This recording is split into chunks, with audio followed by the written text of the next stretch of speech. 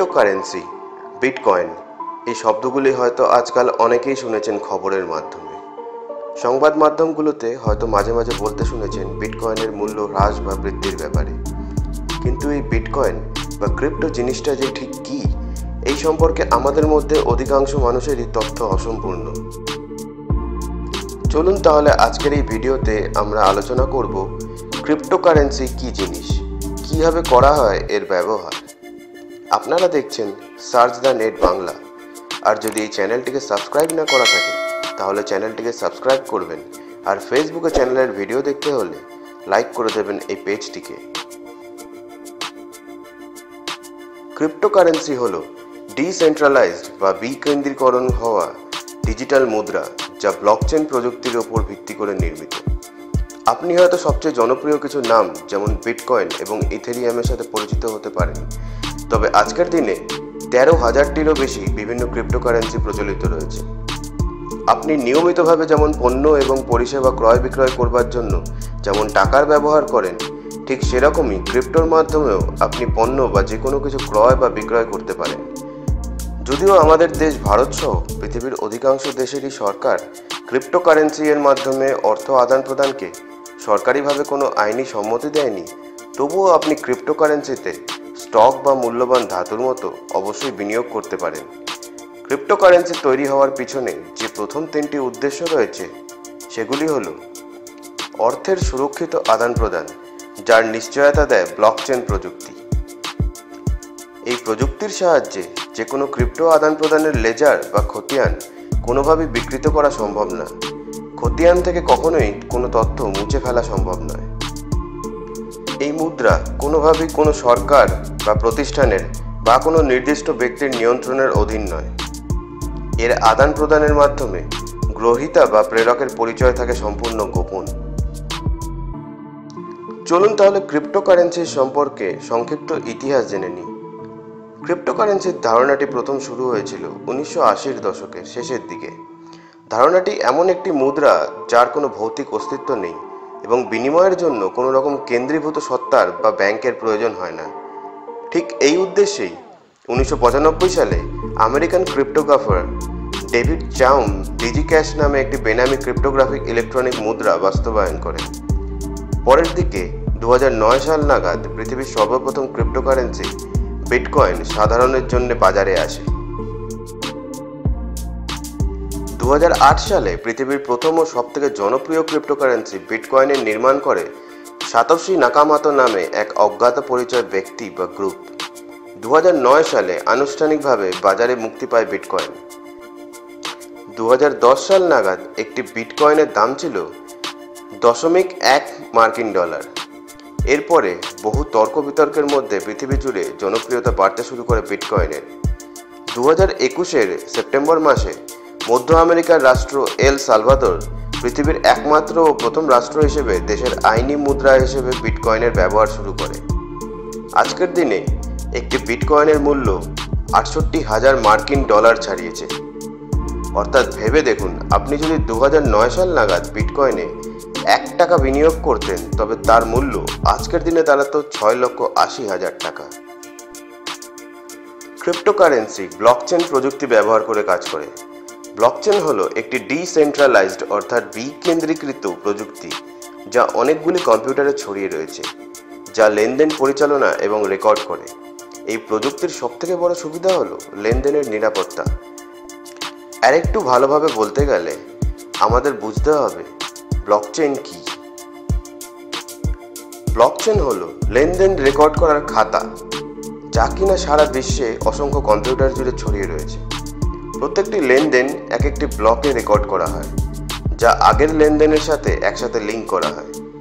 আপনি এমন একটি বই কল্পনা করুন যেখানে আপনি প্রতিদিন যা কিছু অর্থ লেনদেন করেন তা লিখে রাখেন। এই বইয়ের প্রতিটি পাতা একটি ব্লকের মতো, আর পুরো বই পাতাগুলির একটি গ্রুপ একটি ব্লকচেন। ব্লকচেনে প্রত্যেক ক্রিপ্টো ব্যবহারকারীর নিজস্ব একটা ঠিকানা থাকে, আর প্রত্যেকটি লেনদেনের সাথে একটি নতুন ট্রানজ্যাকশন আইডি তৈরি হয়, আর সাথে সাথেই ব্লকচেনের প্রত্যেকটি কপিতে একই তথ্য আপডেট হয়ে যায় নির্ভুলভাবে। তথ্যে কোনো রকম জালিয়াতি রুখবার জন্যে দুটি প্রধান টেকনিক তথ্যের ভ্যালিডেশন করা হয়। যেগুলি হলো প্রুফ অফ ওয়ার্ক এবং proof of stake. Proof of work টেকনিকে প্রত্যেক ব্লকচেনে অংশগ্রহণকারী কম্পিউটারকে, যাদের মাইনার বলা হয়, কিছু জটিল অ্যালগরিদম সমাধান করতে দেওয়া হয়। এই অ্যালগরিদম সমাধানের মাধ্যমেই লেনদেনের আরেকটি গ্রুপের রেকর্ড লেজারে অন্তর্ভুক্ত করা হয়। বিনিময়ে প্রত্যেকটি মাইনার কম্পিউটার কিছু ক্রিপ্টোকারেন্সি রিওয়ার্ড হিসেবে পায়, কিন্তু এতে প্রচুর পরিমাণে ইলেকট্রিসিটি ও ইন্টারনেট খরচ হয়ে থাকে। ব্লকচেনের সবথেকে বড় সমস্যাগুলির মধ্যে একটি হলো অতিরিক্ত বৈদ্যুতিক শক্তির খরচ। এই কথাকে মাথায় রেখে কিছু cryptocurrency proof of stake technique ব্যবহার করে। এই পদ্ধতিতে ব্লকচেনে অংশগ্রহণকারী কোনো কম্পিউটার প্রথমেই সিদ্ধান্ত নিতে পারে যে সে কতগুলি ইউনিটের লেনদেন রেকর্ড করবার কাজ করবে। সেই অনুযায়ী মাইনারদের রিওয়ার্ড দেওয়া হয়। যেহেতু তাদের প্রত্যেকটি ইউনিটের হিসেব রাখতে হচ্ছে না, তাই এই পদ্ধতি লেনদেনের ক্ষেত্রে অনেকটা শক্তি ও সময় সাশ্রয় করে। যদিও ব্লকচেন প্রযুক্তি খুবই সুরক্ষিত ও এতে কোনো রকমভাবে তথ্যের গরমিল করা সম্ভব নয়, তবুও এর কিছু অসুবিধাও রয়েছে। যেমন সময়ের সাথে সাথে যত বেশি ডেটা বাড়তে থাকে, ব্লকচেইনে তত বেশি ধীর হয়ে যায়। এতে মাইনিং করতে অনেক বেশি বৈদ্যুতিক শক্তি ও উন্নত হার্ডওয়্যারের প্রয়োজন পড়ে। ব্লকচেইন মেনটেন করা অনেক বেশি খরচ সাপেক্ষ হয়ে দাঁড়ায়। ব্লকচেইনে কোনো ভুল ইনপুট হলে তা মোছা প্রায় অসম্ভব হয়ে দাঁড়ায়। এছাড়াও যেহেতু লেনদেনের ক্ষেত্রে সম্পূর্ণ গোপনীয়তা বজায় রাখে, তাই এর মাধ্যমে বহু বেআইনি অর্থ পাচার হয়ে থাকে। বলা বাহুল্য যে ডার্ক ওয়েবে সমস্ত অর্থ লেনদেনের জন্য শুধুমাত্র ক্রিপ্টোকারেন্সি ব্যবহার করা হয়। এছাড়াও অনেকগুলি অসুবিধা রয়েছে ব্লকচেনের। ব্লকচেন টেকনোলজি নিয়মিত আরও উন্নত করবার জন্য বিশেষজ্ঞরা চেষ্টা চালিয়ে যাচ্ছেন। এর অনেকগুলি উন্নততর মডেল ইতিমধ্যেই চালু হয়ে গেছে, যেগুলোর অনেকগুলি পরীক্ষণ পর্যায়ে রয়েছে। উদাহরণস্বরূপ বলা যেতে পারে ট্যাঙ্গেল, হলোচেন ইত্যাদি। ক্রিপ্টোতে যদি আপনি প্রথমবার বিনিয়োগ করতে চান, তাহলে আপনার জন্য সবথেকে সহজ উপায় হবে এক্সচেঞ্জের মাধ্যমে বিনিয়োগ করা। কয়েনবেস, বাইন্যান্স, জেপপে, ক্র্যাকেন, গেট.io, বিটমার্ট, কুকয়েন এরকমই কিছু বড় বড় এক্সচেঞ্জের নাম। এছাড়াও আরও অনেক ছোট বড় ক্রিপ্টো এক্সচেঞ্জ সারা পৃথিবীতে বিভিন্ন দেশে ছড়িয়ে আছে। ভারতে ওয়াজেরেক্স, কয়েনসুইচ, কুবের, কয়েনডিসিএক্স কিছু বড় ক্রিপ্টো এক্সচেঞ্জের নাম। ওয়াজেরেক্স ভারতের সবথেকে বড় এক্সচেঞ্জ, যাদের 85 লক্ষেরও বেশি কাস্টমার নিয়মিত ক্রিপ্টোতে বিনিয়োগ ও ট্রেডিং করে থাকে। আপনি খুব সহজেই এগুলিতে নিজের ব্যাংক অ্যাকাউন্ট অ্যাড করে ও নিজের পরিচয়পত্র আপলোড করে কেওয়াইসি করবার পর এতে বিনিয়োগ করতে পারেন। তবে মনে রাখতে হবে, ক্রিপ্টোকারেন্সি এখনও সরকারের নিয়ন্ত্রণের বাইরে। এতে বিনিয়োগ করলে যেমন অস্বাভাবিক বেশি লাভ হতে পারে, তেমন অত্যন্ত ঝুঁকিও হতে পারে। এতে বিনিয়োগ সম্পূর্ণ আপনার নিজের দায়িত্ব ও এই চ্যানেল কোনোভাবে আপনাকে কোনো আর্থিক বিনিয়োগের পরামর্শ দেয় না। যদিও ক্রিপ্টোকারেন্সির ওপরে ভারতীয় সরকার কোনো আইন প্রণয়ন করেনি, তবুও 2018 সালের এপ্রিল মাসে রিজার্ভ ব্যাঙ্ক অফ ইন্ডিয়া থেকে একটি সার্কুলার জারি করে আরবিআই এর অধীনে থাকা যে কোনো আর্থিক সংগঠন অর্থাৎ সমস্ত ব্যাঙ্কগুলির ওপর একটি নিষেধাজ্ঞা জারি করা হয়, যার ফলে ব্যাংক থেকে কোনো রকম আর্থিক লেনদেন ক্রিপ্টোকারেন্সি এক্সচেঞ্জগুলিতে বন্ধ করে দেওয়া হয়। এরপর 2020 সালের মার্চ মাস নাগাদ একটি আপিলের ওপর ভিত্তি করে সুপ্রিম কোর্ট এই নিষেধাজ্ঞা রদ করে দেয়। এটি ছিল ভারতের ক্রিপ্টো উৎসাহীদের জন্য অনেক বড় খবর। এর ফলে ভারতের ক্রিপ্টো বিনিয়োগ ও ট্রেডিংয়ের ওপর কোনো বাধা থাকলো না।